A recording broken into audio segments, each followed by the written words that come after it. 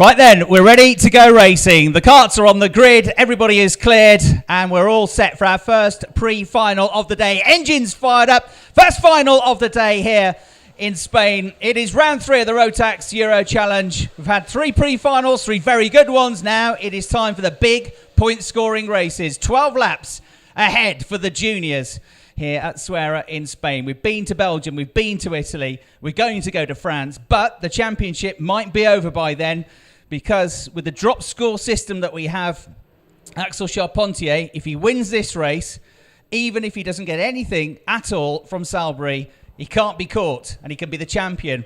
That is depending on the fact with other drivers doing really well in the race. Now, if he finishes second or third or fourth, he could still win the title if others around him fail to outscore him by enough points in this race. So Axel Charpentier, he's on 209 points, but if you drop his worst pre-final, you drop his worst final, he gets 123 points. If he wins this one, he'll get 178. And then the maximum score that others can get, well, he'll be winning by 2 points, definitely. The most that Van Berlo can get is now 262 points. 264 for Mark Kimber is his maximum score, 255 for Ollie Caldwell. So if Charpentier gets to the magic 264 and has 3 wins, he can't be caught.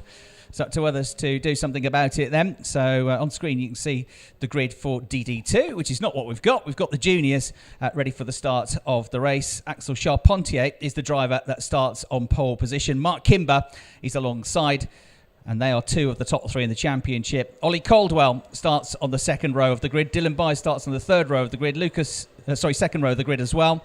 So it's Charpentier and Kimber, Caldwell and Byes, the top 4. Row 3, Lucas Dunner and Laurie Lepper. Row 4, Joe Phillips, John Nomblo. Row 5, Pepin Kreischerfeld and Dirk Seifried. Row 6, Adrian Schimpf and Laszlo Toth.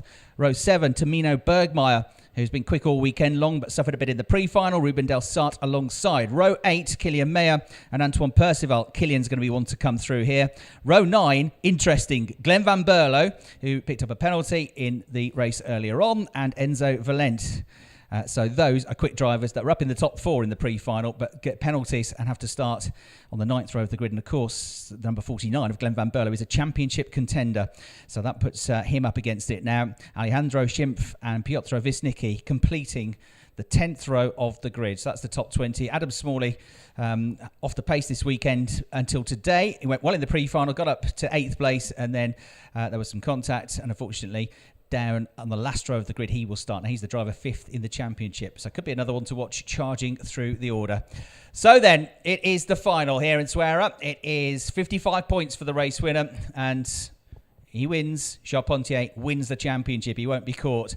There are other options as well, but as he said, the easiest way to make sure is to win the race with a round to spare. Can he do it? The race gets underway. I'm Chris Hartley. This is the final of the juniors, and Axel Charpentier makes the perfect start. Ollie Caldwell makes a good start to go to second place. Mark Kimber from the outside of row 1 is going to squabble into 3rd position. Dylan Byes tucks in behind in 4th place. Laurie Lepper making a decent start as well. Down into the hairpin for the first time they go at turn 3. And Axel Charpentier doing everything he needs so far by leading the race. Ollie Caldwell is still a championship hopeful though. He's there in 2nd place. So too Mark Kimber. The other real championship hopefuls are further down the grid though, including Glenn Van Berlo, who's got a lot of work to do here from the tail end of the top 20. Ollie Caldwell just pulling out of the slipstream into the left-hander at turn 6 to try and find a way through, but he can't. He stays second. Number 7, Mark Kimber there in 3rd position, and Dylan Byes is very much on the pace and for some reason super critical of his own driving so far this weekend. I think he's driven well, but he still wants more to come, and he's in the mix in 4th place. Made a good start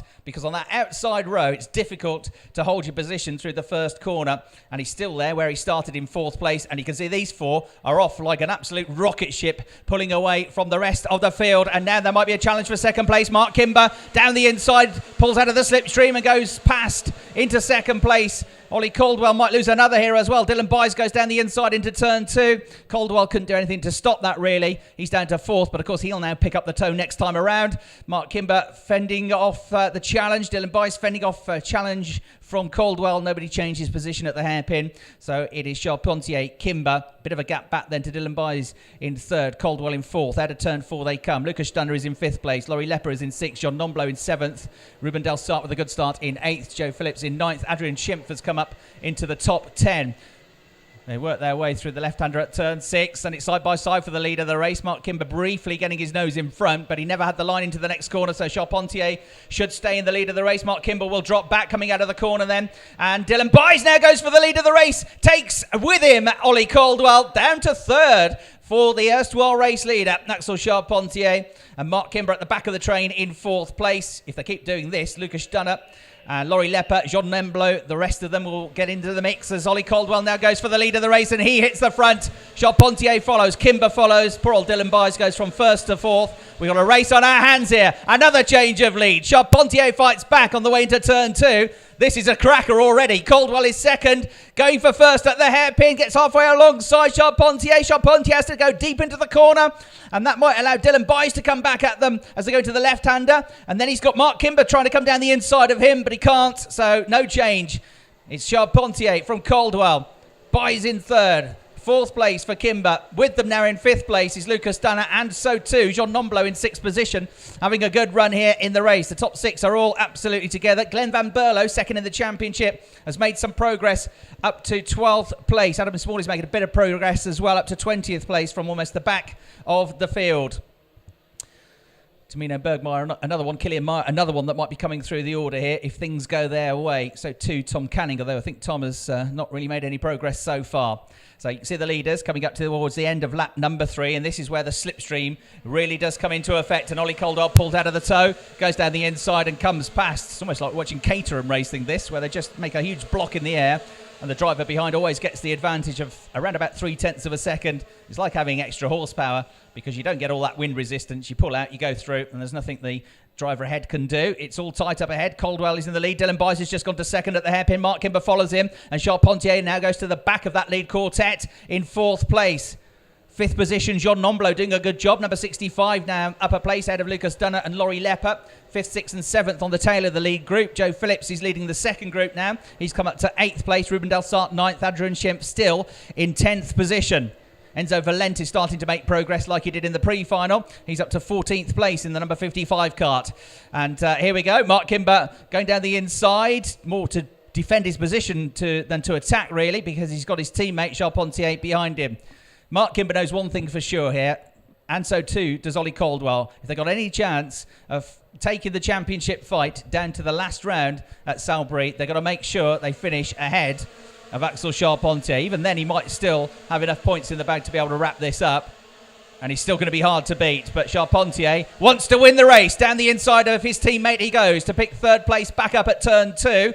The top 2 are going to swap around now as well because Dylan Byes goes down at the inside at the hairpin. Caldwell down to 2nd place. Charpentier still 3rd. 4th place for Kimber. But there's 3 other carts on their tail now, including Lucas Dunner and Jean Nemblo, who are the next 2 in line. Numbers 14 and 65 respectively. Laurie Lepper and Joe Phillips are now onto the tail of that group as well. But it's becoming the battle for 3rd place because Dylan Byes and Ollie Caldwell have just started to break away from the rest of the pack here. They make their way through the left at 4, the right at 5, and into the hairpin at turn number 6. Fantastic battles going on here in the race. 4.5 laps of the race complete. Coming into the 3rd and final sector now. Our race leaders weave their way through the left into the right at turn 10. Flat out, Ollie Caldwell has been very quick coming out of this last corner. Racing in the Junior Ginetta Championship in the UK. Started his car racing campaign.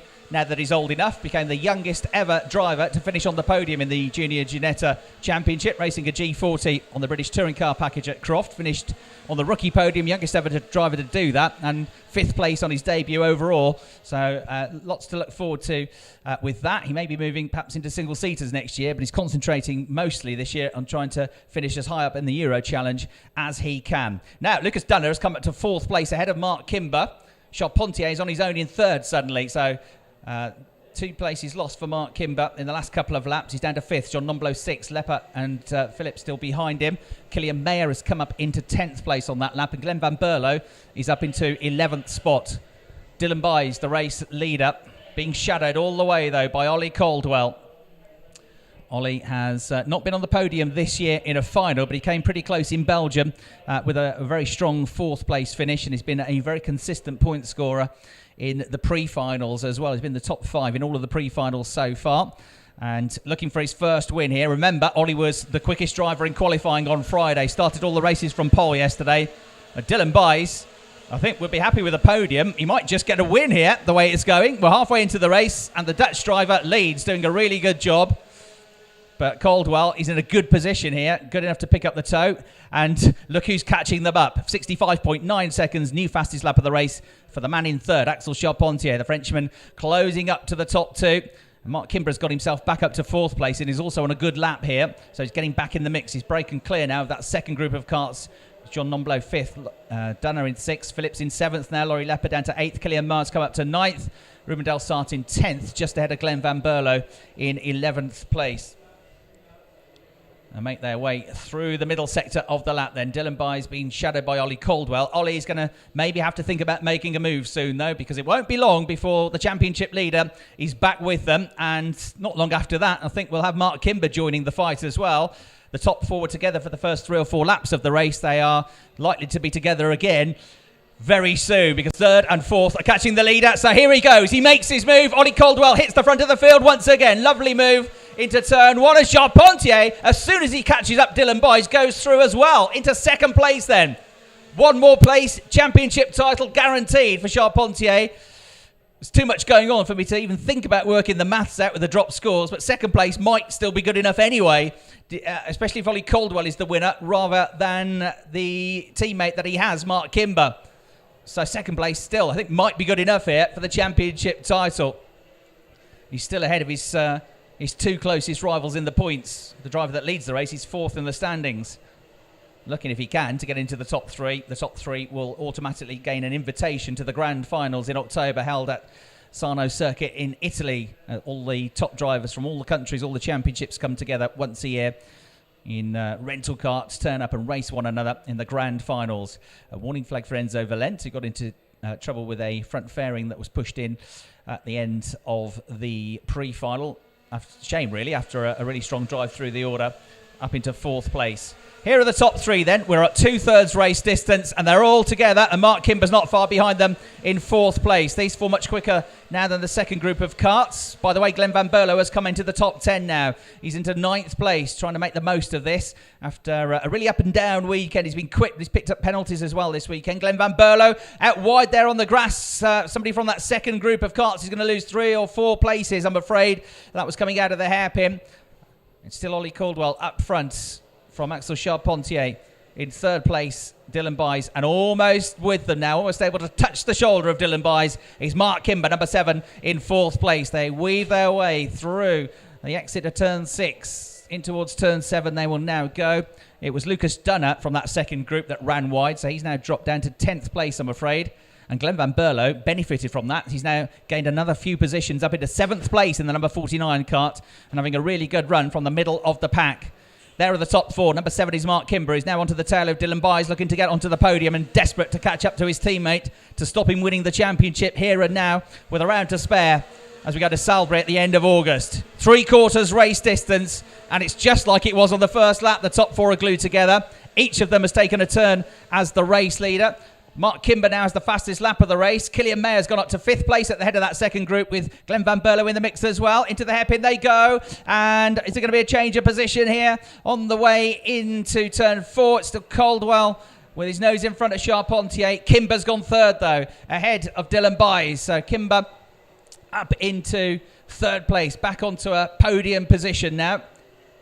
There you can see the race leader. In fact, the top 2 just breaking clear from 3rd and 4th after that little tussle. So they make their way now into the right-hander at turn number 8, through into the left at turn 9. But Kimber is close enough and quick enough to be able to close that gap pretty quickly. And he might still have a lap or two to try and challenge his teammate for second place and maybe even challenge for a win. He's a good overtaker, is Mark Kimber, and a quick driver, but 2 very quick drivers to try and beat. 10 laps done, 2 laps to go. Your leader is Ollie Caldwell. He's probably led the most laps now. Dylan Byes had a long time in the lead of the race, but he's now out of the podium positions in 4th place. And it's going to go down to the wire. This Mark Kimber is fending off Dylan Byes for 3rd position. There's no change at the hairpin. A lap and a half to go. Into turn 4 they go, into the 2nd sector of the lap. Caldwell and Charpentier. And Charpentier is looming large, isn't he? At the rear of the race leader, shadowing him. And he's in prime position to pick up the tow as well down the straights. But does he want to? He doesn't want to go too early, probably, because as soon as Axel hits the front, it means that he's going to give a tow to everybody else. So a bit of strategic thinking coming in here, I'm absolutely certain, from our driver. Now he goes for it, though, down the inside. And we got a new race leader, Charpentier through.